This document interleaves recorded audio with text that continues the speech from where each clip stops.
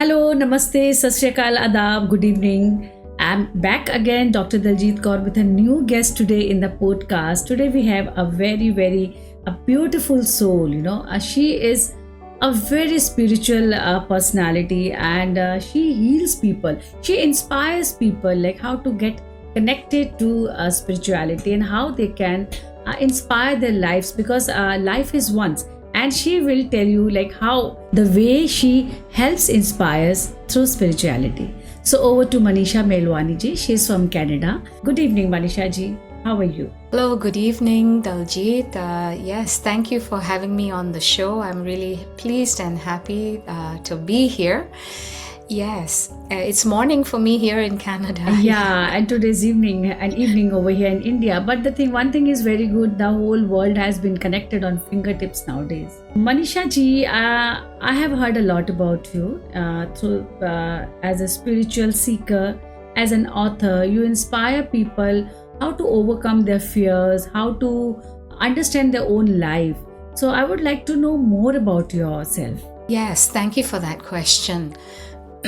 I am actually a student of Vedanta.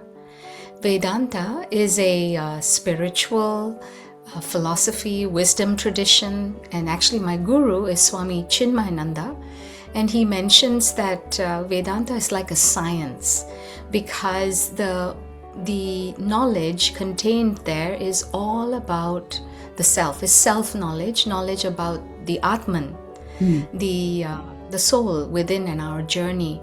And this is something that has been a big focus of my life, where I spend time in my studies, and then I also reach out through study groups. I have study groups where we take up a spiritual text and then we study it. So I am a serious spiritual seeker. And to answer your question, how others can also begin, is that what you said you had asked? Yes. When people are ready for the spiritual path, there is something that happens naturally, that it is a natural outcome from experiencing life, and I would say life's disappointments, losses, life's pains. Because if we are not, we're happy with our life and our world the way we are living, there's no seeking for spirituality. Why would you want to seek out spirituality? It is, learning about my journey and not me as a personality, but my inner journey as a soul. Why would someone want to even embark on something like that unless there was a trigger of some kind? Right? Because, and also when we are younger, generally, most people are busy with their lives, their careers, their families, and they become ready for spirituality, for serious spirituality, a little later. So that is why it is a good idea to learn about these things while we are young, so that it becomes a natural progression. We sort of grow into it, we commit more to it as we understand more about life and as we want more inner fulfillment. Because in life we can accomplish many outer goals, but what's important is, how do I feel on the inside? Do I feel that I have accomplished what I want to accomplish inside me? Does it fulfill me? Does my work fulfill me? So spirituality asks deeper questions. How do I feel about what I'm doing?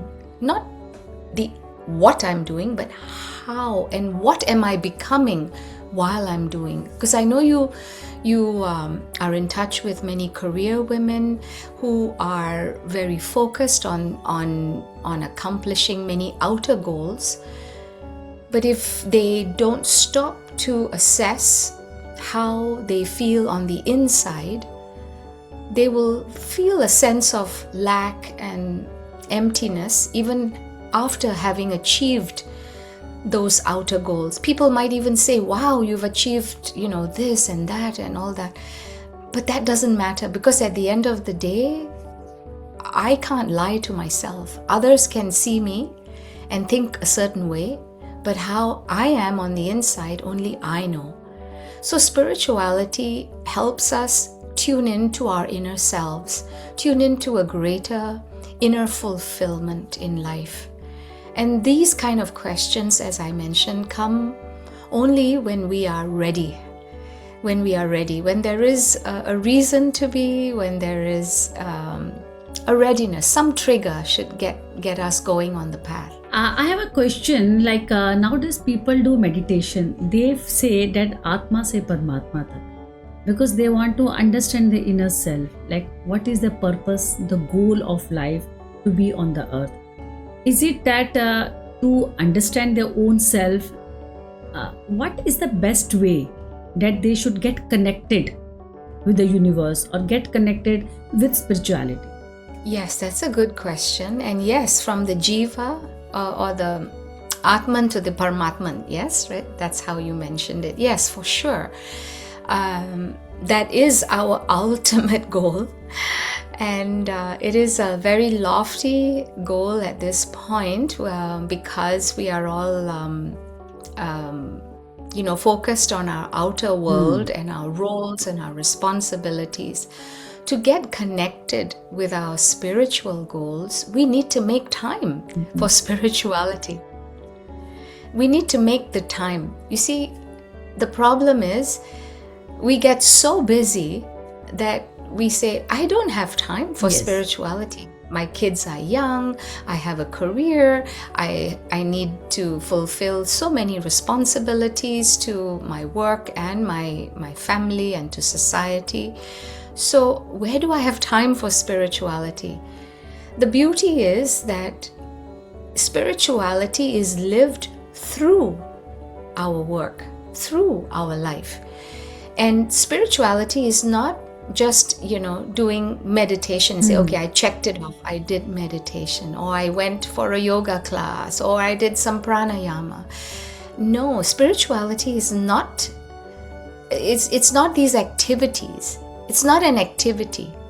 It is a way that we look at life. In fact, it's a way how we look at ourselves, our own identity. Fundamentally, this requires a little bit of thinking.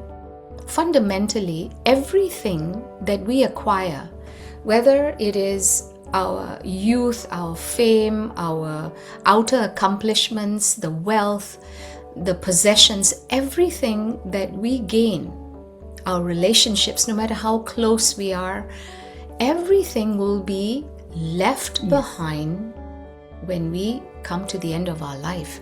In fact, we even will leave our bodies behind. So it is a reality we all know. Right. There's no, there's no denying that. And so if we think about it, if we think carefully, then what is my life really about? I'm doing everything outside to accomplish this, that, and the other. But what is it? How is it going to help me? At the end of my days, how am I going to feel? And this is where spirituality comes in, because if I have nurtured my understanding that I am an Atman, as you mentioned earlier, that I am the soul that is on an evolutionary journey through lifetimes. This lifetime is not the only lifetime I have. In fact, it is incidental. It is not absolute. It is a means to fulfill the higher goal of evolution. I'm here to evolve my soul. So you may be wondering, how do I evolve my soul? This just means that if you think about everyday language, we have a computer hardware and then we have software. So the software is what we are trying to upgrade.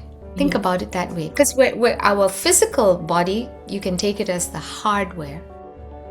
But the hardware, I mean, no matter what we try, as long as we are living life, we'll just keep aging, and life will age the body. So the body is something we cannot do anything about. It is subject to time.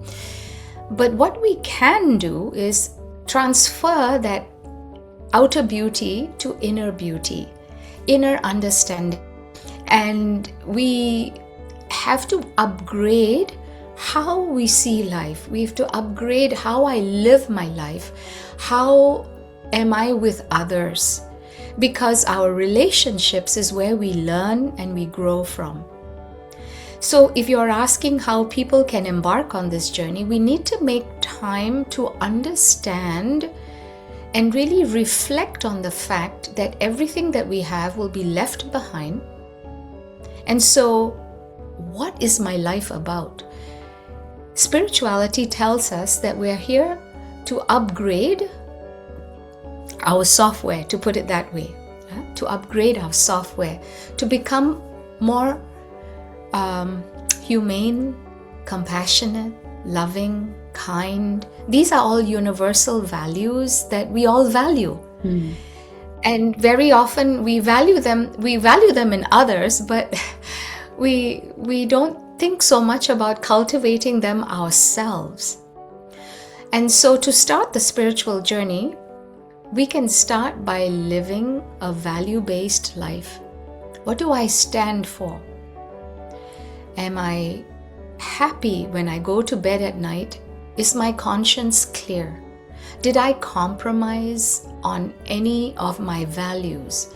Was I open and honest with all my dealings with people around me? How have I lived my day? So from a day-to-day perspective, if a person wants to embark on their spiritual journey, I would bookend my beginning of the day and end of the day with spirituality. So if I have a busy day and a busy life, in between I'm doing everything else, but at least these two dedicated times should be focused on my spiritual understanding and my spiritual upgrade. In the morning, we need to wake up and take some time before we start our day to do something that is in alignment with our spiritual goal. So it could be as simple as taking up a book that is spiritual or religious, reading a mantra from, say, a religious text, whatever it might be. It could be reading, and then it could be reading about how other saints or even other seekers have overcome their limitations, their challenges. So we want to start the day on an inspiring note. The best is through some kind of spiritual or religious literature. That will tune us in to our higher goal, because every day, the whole day, we don't give. When do we give time to anything to do with our spiritual growth or God or religion or anything throughout the day? We don't. We get busy with our everyday lives. So we need to take that 10-15 minutes at the start of the day to read something.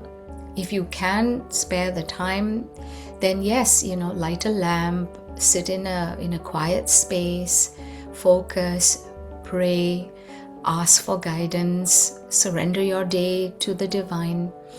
Those are small little things we can do at the start of the day. At the end of the day, again, take some time before we go to bed to review our day.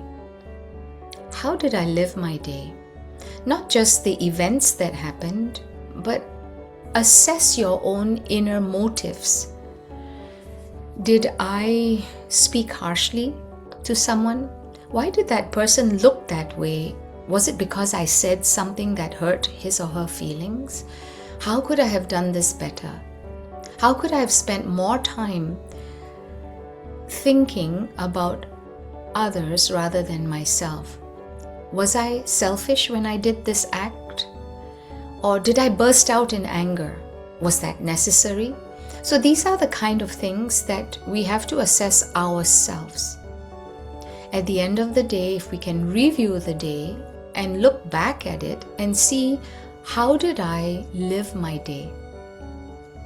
And then if you find that there are points in the day, and every day there will be something, some regret, something that you feel you could have done better, then resolve to change that. Resolve to change that. Again, put your mind in prayer, ask for help and strength so that the next day you will live it with more awareness and more focus, so that you are in alignment with your inner values. So essentially, to live a spiritual life, we need to bookend both times, morning and night, but also in between, live a life of values. Something that I feel proud thinking about myself. I don't have to show it to anyone else. It'll show up as a sense of peace of mind and inner satisfaction. It's my conscience telling me, yes, this is good. Because when we are agitated in our mind, then we know that there is something, either I am thinking wrongly, I have done something wrong. It's nothing to do with others, because others will do what they do. The world will do what it does. But how did I respond to that? Did I just react, or did I respond to it in a way that is something that I want to respond with, in a way that I want to be, in a calm, peaceful manner, in a way that I feel happy about, I can live with myself? Those are the kind of things that, matter. There's a question I was just listening to you, and just question one struck in my mind, because earlier, long back, people had a fear to do anything. They were so much spiritually connected. To hurt somebody, they used to always fear, no, I will not do this because God is watching me. So that fear was there.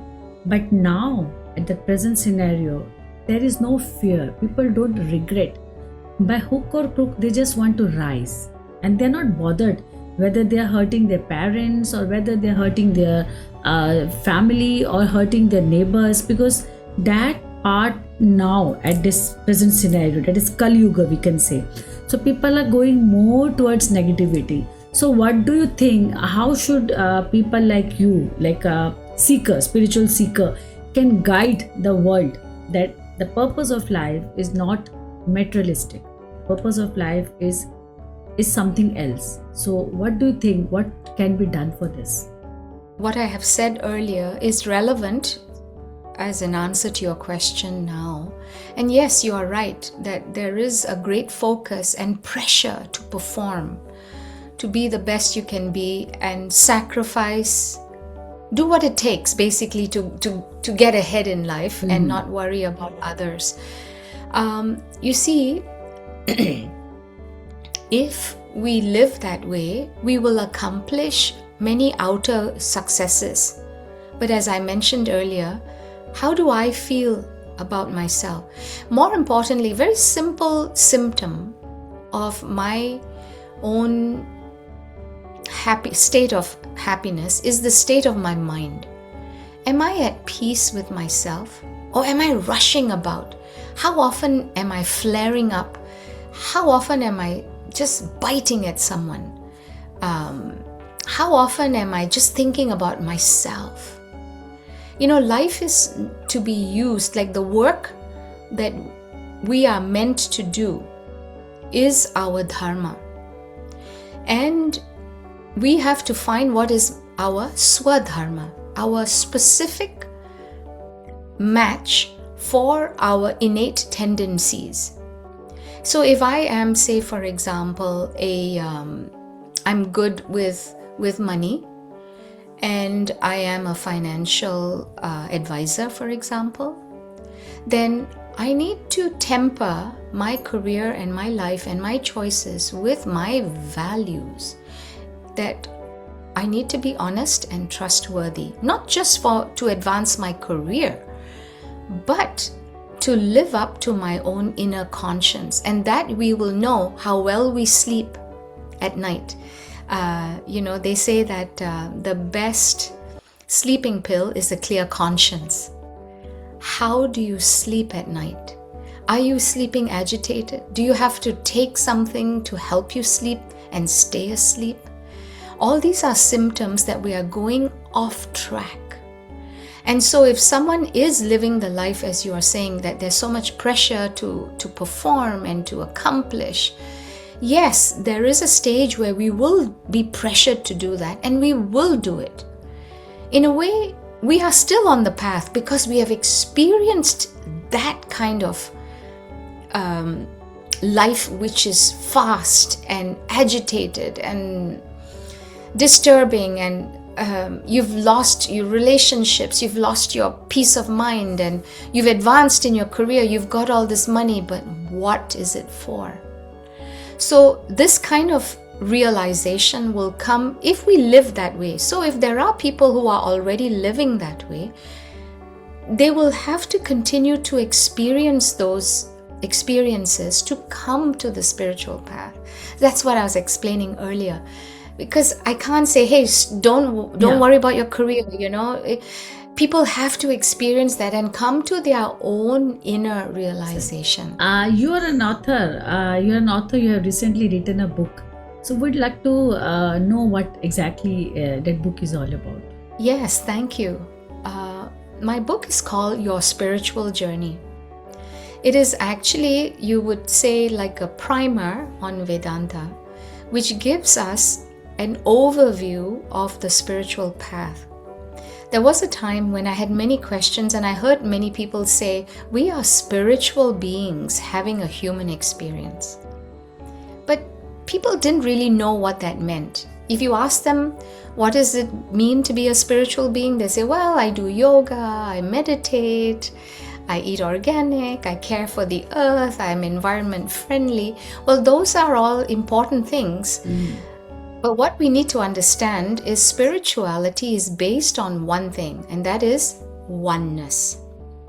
So when I think about my spiritual life, I need to look at my own life as a whole. Spirituality says live life as a whole.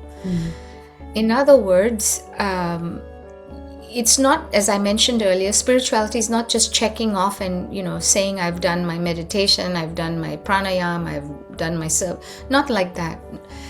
It is how I see my life, that I am here as a jiva, as a living being inhabiting this personality, and that I'm here to evolve and upgrade my software. So this book has got two parts. The first part lays down important fundamentals like what is spirituality, what is the spiritual path, what is the goal, how do we grow spiritually, what are our challenges, what is the difference between religion and spirituality, what is the sanctity and preciousness of my being, what's so great about being a human, how can I prove that I am a spiritual being, what part of me is that spirit? How do I understand that? So all that is in that first part of the book. The second part is, how do I implement spirituality into my life? So the second part of the book is the process of unfolding. And actually I've mentioned a quote from my guru, Swami Chinmayananda, who says, if you are not ready to change, you cannot embark on the path of spirituality. Because you have to change. And so what brings us to the path, I mentioned that in part 2, the birth of a seeker, some fundamental, simple spiritual practices that we can start with right away. And then I get into traditional concepts that are conveyed in our text, like in the Bhagavad Gita, on karma yoga. How can I live my day so that I am fulfilling my duties and growing spiritually at the same time? And what is bhakti yoga? How can I cultivate the heart? And the other chapter is jnana yoga, or the path of knowledge, which is I need to study and learn about my true identity and purpose. If I don't do that, everything that I have accomplished is going to come to a naught anyway. All outer things are left behind anyway. But my inner growth and my inner evolution, the upgrade that I have been able to effect on my software, is what I take with me. My evolution is what I take with me when I drop this body and take on another. And then I talk about meditation, and I have a guided meditation in my audiobook. And I also wrap up the whole book with daily habits. What are the daily habits? A sum up. So this is a full overview. It's like, think of it as an introduction into the spiritual path.